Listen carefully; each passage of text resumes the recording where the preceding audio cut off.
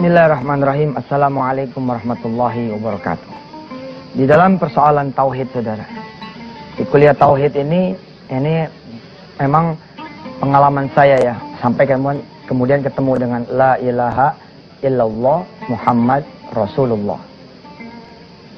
Alhamdulillah saya bilang, saya dikaruniai banyak kesulitan, kesusahan, kesempitan, yang karena itu kemudian saya belajar tentang Allah. Ada orang-orang yang masuk ke Allah Subhanahu wa taala lewat kebersyukurannya, karena dia punya kekayaan, punya kesehatan. Ya, orang-orang seperti saya masuk ke pintu Allah lewat masalah. Nggak ada masalah. Dua-duanya kalau bisa mengantarkan kepada Allah Subhanahu wa taala, cakep banget. Kemarin ada kisah yang terpotong tentang bagaimana ketika saya kemudian punya anak yang pertama lahir dan istri saya melahirkan untuk pertama kalinya.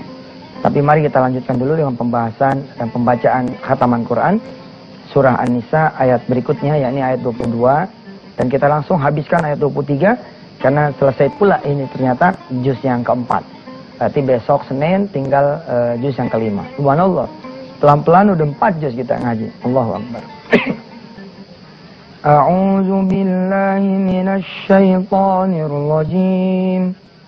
ولا تنكحوا ما نكح آباؤكم من النساء إلا ما قد سلف إنه كان فاحشة ومقتا وساء سبيلا حرمت عليكم أمهاتكم وبناتكم وأخواتكم وعماتكم وخالاتكم وبنات الأخ وبنات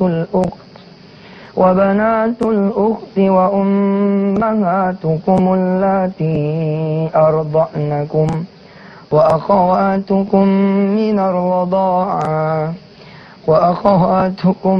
من الرضاعة وأمهات نسائكم وربائبكم اللاتي في أجوركم من نسائكم اللاتي دخلتم بهن فإن لم تكونوا دخلتم بهن فلا جناح عليكم وحلائل أبنائكم الذين من أصلابكم وأن تجمعوا بين الأختين إلا ما قد سلف إن الله كان غفورا رحيما صدق Allahul Azim.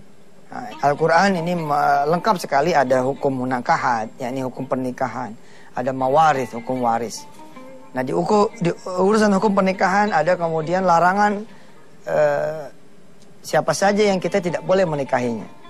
Nah, tadi ayat yang kita baca itu kemudian memberi batasan kepada kita semua, siapa sih yang tidak boleh dinikahi oleh kita. Ya, saudara nanti lihat sendiri di surah An-Nisa ayat 22 dan 23. Pemirsa, kita terusin. Kalau kita bicara kesenangan dan kesusahan, harusnya yang kita lihat adalah Allah Subhanahu wa taala. Di kesenangan pun begitu. Saudara dapat proyek, tiba-tiba saudara traktir teman, bagus nggak? Keren nggak? Keren. Tapi kalau traktirnya minum-minum gimana? Kalau traktirnya kemudian ke kafe yang ada birnya gimana? Itu namanya nggak kenal Allah lah yang memberi kesenangan. Oke? Saudara kemudian merayakan nih, ya, merayakan kemudian diresmikannya proyek. Tapi zuhur lewat, asar lewat, ada yang paling kecewa. Tapi karena dialah yang maha rahman maha rahim, dia tentu saja tidak bolehlah kita pakai kalimat ini ya. Tapi ini untuk menggambarkan bahwa kita udah mengecewakan Allah yang begitu baik buat kita. Dari nggak punya proyek jadi punya proyek sampai jalan. Ditungguin terus sama Allah, Allah nungguin terus. Begitu peresmian, Allah tunggu nih, barangkali di episode peresmian inilah semuanya bersyukur begitu. Ternyata cuma lips doang, lip service. Puji syukur kepada Allah yang sudah menghadiahkan kita proyek yang bohong banget kan. Diselenggarakannya 11:30, acara selesai 2:30, makan-makan dan segala macamnya. Kemudian nungguin tamu pada pulang. Ingat-ingat sholat kapan? Besok, zuhur besok. Saudara, Alhamdulillah loh, puji syukur kita punya Allah nih maha baik betul. Kitanya tuh yang kadang-kadang, aduh bener-bener deh. Baru aja tobat kemarin, baru aja sedekah kemarin. Udah pakai kemudian ngancam-ngancam Allah. Awas ya, kalau nggak sampai dibalas nih, malas gua, malas. Malas apa ente? Malas sedekah lagi. Sama aja. Oh malas sholat, malas. Allah tuh sabar loh nungguin jenengan. Allah sabar loh nungguin pian untuk bertobat. Kenapa saudara tidak sabar menunggu janji Allah datang? Coba dah. Nah yang celaka saya bilang, kita tidak punya ilmu tentang Allah Subhanahu Wa Taala. Saya lagi disempit ini, lagi sempit rezekinya nih, gelap. Tapi kita nggak kunjung memperbaiki sholat kita, nggak kunjung berdoa. Pertanyaannya jadi, tahu nggak ente yang nyempitin tuh siapa? Yang bikin gelap tuh siapa, tahu nggak? Udah haji ente, belum punya cukup duit ji, atau malah duit dari mana? Gimana ente? Kok nanya pakai duit dari mana? Nah itu dia yang terjadi sama saya kemarin pemirsa. Saya cerita tuh. Ntar deh ceritanya kita mulai langsung di segmen 2. Silakan yang mau lewat.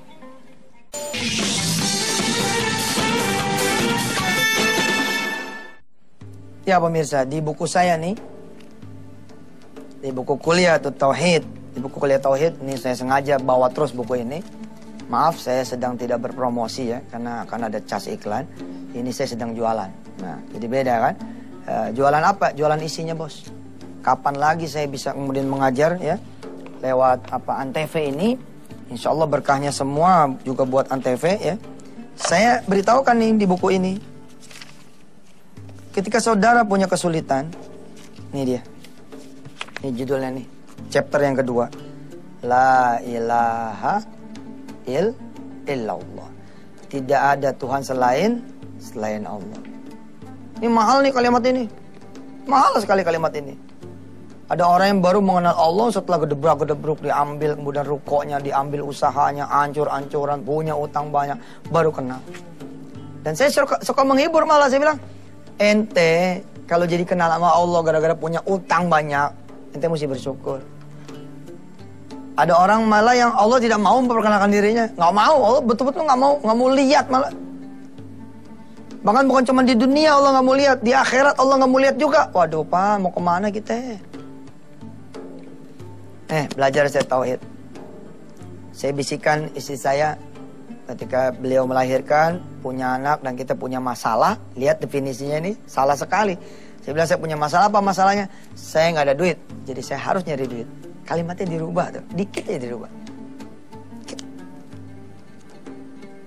Masalah buat kita dulu karena kita tidak mengenal Allah. Jadi harusnya gimana? Jangan nyari duit, nyari Allah. Tetap aja lah kita kan harus kerja. Iya ke situnya mah. Tapi tolong dah, itu akan berbeda di masalah pelaksanaannya. Kalau ente nyari Allah tuh ya, maka ente perhatikan doanya. Ada apa di pagi hari, ada duha tidak. Saya nyium tuh anak saya gendong anak saya. Si Wirda itu kemudian saya bilang sama Allah, ya Allah, saya sekarang tahu mau kemana. Kan istri saya nanya tuh kemarin saya cerita tuh. Kan saya ditanya sama beliau, kakak mau nyari duit kemana? Saat itu saya bilang, nggak tahu dek mau kemana. Waduh nggak boleh tuh. Ya? Bilang kemudian tidak tahu mau kemana. Ini buat orang mukmin cacat sekali tuh. Buat seorang mukmin mengatakan tidak tahu mau kemana, nggak boleh. Dia harus tahu mau kemana. Kemana? Ya ke Allah. Datengin Allah, cari Allah, bicara sama Allah. Ini rumah bidan nih. Ini pintu dia nih. Sini.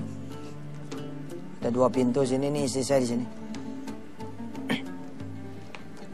Saya keluar sambil nangis tuh pemirsa.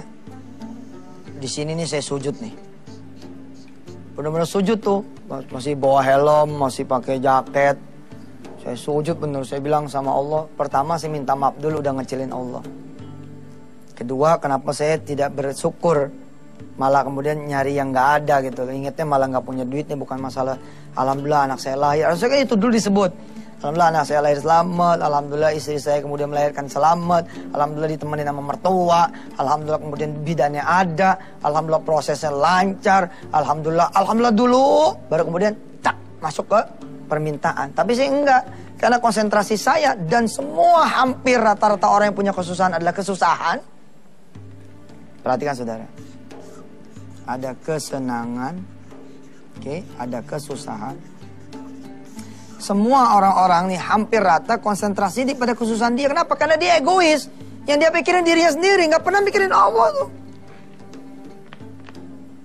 Egoisitas manusia tuh kelihatan sekali pada saat dia susah. Dia nggak mikirin tuh Allah masih memberinya nyawa, hidup, kehidupan, apa segala macam, egois sekali.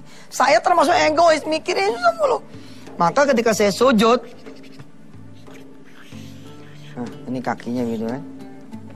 Nah, ini palanya, sujud. Yang penting ngerti ya kan, bukan masalah gambar, yang penting paham.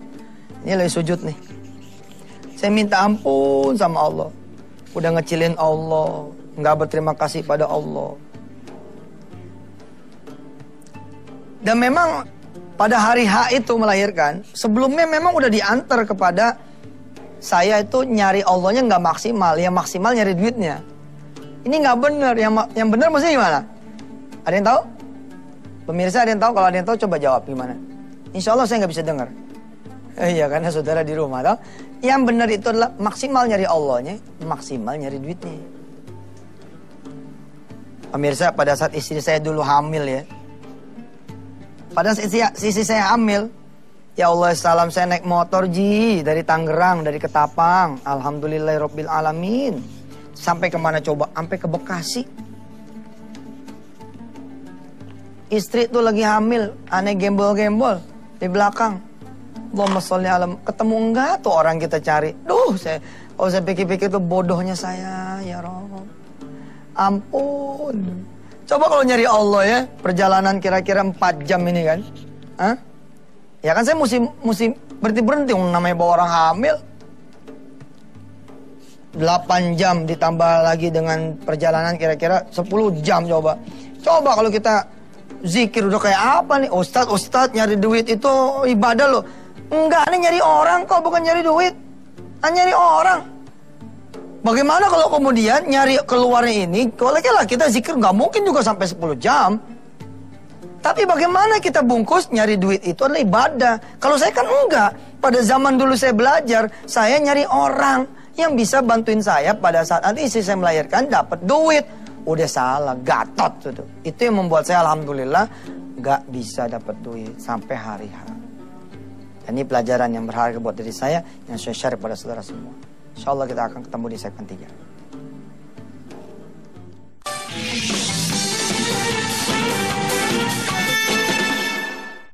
Pengalaman demi pengalaman saya tulis di buku-buku saya pemirsa.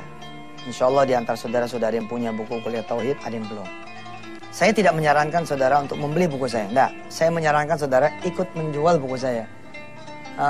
Jadi agen di daerah Anda sendiri, di majelis talim Anda sendiri, di madrasah Anda sendiri. Ini harganya 100.000 loh. 100.000 rupiah. Ada hak agen 40%. 40.000. Kalau ente bisa jual 2 buku aja satu, 80.000. Coba gaji kameramen berapa? Jualan buku. Biar banyak duitnya. Aneh hitungin nih, aneh hitungin. Ini biar semangat loh. Biar semangat, dengar. Buku ini harganya 100.000. Ada rabat 40%. Atau 30%. Atau 40 lah. 40 ini saya minta 20%-nya buat sedekah lagi balik. Jadi ente dapat 40.000 kan tuh. 40.000 dibagi 2. Bagi 2 jadi 20.000. Buat sedekah, 20.000 buat ente. Lah kalau ente bisa laku 5, kan satu hari 100.000 tuh. Betul gak? Kalau ente nggak mau sedekah juga nggak apa-apa. Nggak, ambil aja. Gue tandain, nggak boleh jualan lagi ntar. Kalau ente kemudian mau ikut sedekah, jadi atau tidak ikut sedekah jadi 200. Lah kalau sebulan 30 hari 6 juta ente. 6 juta. Jualan buku Yusuf Mansur mah gampang. Ente di halte gelar aja. Insya Allah. Terantip yang beli malah. Nggak percaya. Beneran nggak percaya. Yang lain digerebek ente. Oh ini buku Yusuf Mansur. Oh ini dia fan. Aneh fan nih dia. Gitu. Cuman karena ente melanggar, ente pergi bukunya tinggal. Wah, bagus tuh terantipnya, top. Baik, di buku ini saya tulis pemirsa. Perkara-perkara tauhid yang membuat kita kemudian menjadi gagal mendapatkan apa yang kita butuhkan. Kenapa? Karena Allah nggak dicari, mana Allah mau ngasih. Saya nggak nyari Allah. Ada satu episode yang menurut orang, kan kalau menurut orang gini ya, gila ya, gigih banget ya, top banget ya, sampai mau kayak begitu. Bukan, blow on disebutnya. Belum. Coba dia sholat sunnah tuh saya dulu 2 rakaat, betul nggak? Saya bersyukur istri saya udah tinggal meledaknya doang. Udah tinggal kemudian melahirkannya doang. Allah akan kirim duit itu. Nggak pakai susah. Ibarat kata ikhtiar juga, ikhtiar sekali, cepet. Gitu langsung dapat. Ini sampai 10 jam. Untung dulu bismillah kali. Kalau enggak udah nih makin sia-sia. Ya. Ini kelihatannya nggak kelar nih kisah ini. Mesti kita Sabtu Minggu libur dulu, Senin nih kita. Nggak apa-apa pemirsa ya, pokoknya yang penting ikutin terus. Saya mau cerita bahwa pada saat susah tuh ya, duit tinggal kira 5.000 bos. 5.000 kurang lah. Terus istri saya bilang, Kak lapar. Wah Allah, ente kebayang gak sih? Yang belum menikah coba bayangin aja. Ente punya istri, hamil, dari pagi pergi, belum makan, tiba-tiba dia ngomong, Kak lapar. Asli saya nangis itu. Banyak loh momen yang bikin saya nangis tuh. Ente nggak pernah ngerasain sih. Anak kita jongkok pengen mainan, jongkok. Ini ada mainan, kita nggak bisa beli. Anak kita jongkok, diem jadi ini jongkok aja. Bentuk protes pengen dibeliin mainan. Kita ini jadi ayah gimana gitu. Apalagi si Wirda kecil tuh kacau juga orang ya. Itu main stop dulu tuh. Kalau ada tukang mainan lewat stop. Bang stop gitu. Dia ambil lu mainannya terus dia bilang, bayarin. Wah, kan kacau. Kadang-kadang kita bilang, Bang maaf ya bang, maaf. Duh ya Allah, bener tuh Yusuf Mansur begitu tuh. Nih istri saya bilang, Kak lapar. Saya tahu nggak nyari apa yang kira-kira bisa nilip. Nih 5.000 nih saya belum beli bensin. Ya kita makan mie, kita tanya dulu. Bang, mau tanya ini mie sama teh botolnya berapa ya? Gue khawatir main makan-makan aja 6.000. Kan bisa tinggal motor gitu. Berapa ya kan? Alhamdulillah Ji. Ternyata cuma 3.000 tuh. 3.000. Si tukang mie ngeledek lagi. 1 mangkok belinya. Kan berdua orangnya. Ya elah pakai nanya lagi. Ya nggak cukup lah. 2 mangkok tuh nggak cukup. Saya beli 1. Aduh bener saya belajar tuh dari pemirsa ya, nikmatin dan masa susah tuh nikmatin. Insya Allah akan jadi memori yang sangat indah buat saudara semua dan akan membuat saudara menjadi bersyukur kalau punya duit nggak belagu gitu. Kalau saudara mau makan, ya ajak yang lain atau bayarin meja sebelah, subhanallah. Nih saya gitu. Saya sujud di sini nih, saya kebayang gitu, salah saya 9 bulan saya nggak nyari Allah. Begitu sampai puncaknya jelder ditanya sama istri saya, Kakak mau nyari duit kemana? Saya jawab, nggak tahu mau nyari kemana. Sesaat saya melihat mata istri saya dan saya melihat saya. Salah nih kita. Kenapa nggak tahu nyarinya kemana? Ya ke Allah lah. Nah saya sujud di depan ini. Ya Rob, ampunin saya. Makasih udah ngasih saya pelajaran berharga. Bismillah ya Allah, saya akan mencari Engkau. Saya akan mencari dirimu ya Allah. Maka apa yang saya tuju pertama kali ketika keluar dari bidan? Tidak lagi rumah manusia, melainkan rumah Allah Azza wa Jalla. Beda tuh ikhtiarnya kan. Saya nyari masjid bos. Nyari masjid. Salat duha. Di situ nangis indah, bener, nangis asik. Bener. Allah. Subhanallah. Gak ketemu tuh. Rasa itu sekarang tuh gak ada gitu. Tantangannya udah berkurang gitu ya. Mudah-mudahan Allah SWT jadikan saya orang bersyukur. Makanya kemarin saya minta doa kan dari pemirsa kan, supaya saya jadi orang bersyukur. Karena saya ngerasa nih, ini ngajar-ngajar yang begini nih sulit gitu loh. Jangan sampai kemudian Allah balikin lagi kehidupan saya dan kehidupan saudara-saudara semua juga yang pada senang gara-gara saudara salah langkah. Salah memanage kemudian ibadah. Akhirnya Allah balikin lagi, bahkan lebih hina. Bil ba'sa iwad dharra. Wah, gak benar. Tolong pemirsa, doakan saya. Semua hadirin yang dirahmati Allah, para pemirsa, tolong bacakan suratul Fatihah buat saya, istri saya, anak turunan saya. Buat semua keluarga besar Darul Quran. InsyaAllah doa ini balik lagi kepada saudara semua. Permintaan kita kepada Allah adalah agar Allah jadikan kita ini hamba yang bersyukur, yang mengenal Allah Subhanahu Wa Taala, takut, taat, dan mau kemudian tunduk dan patuh pada Allah dan Rasulnya. Al-Fatihah. A'udzubillahi minasyaitonirrajim. Bismillahirrahmanirrahim. Alhamdulillahirabbil alamin arrahmanir rahim maliki yaumiddin. Iyyaka na'budu wa iyyaka nasta'in ihdinas siratal mustaqim siratal ladzina an'amta 'alaihim ghairil maghdubi 'alaihim waladdallin. Rabbighfir lana wa amin. Makasih saudara. Hari Senin kita masih lanjutkan nih bab tentang kita berangkat ke Allah Subhanahu wa taala. Ila liqa. Wassalamualaikum warahmatullahi wabarakatuh.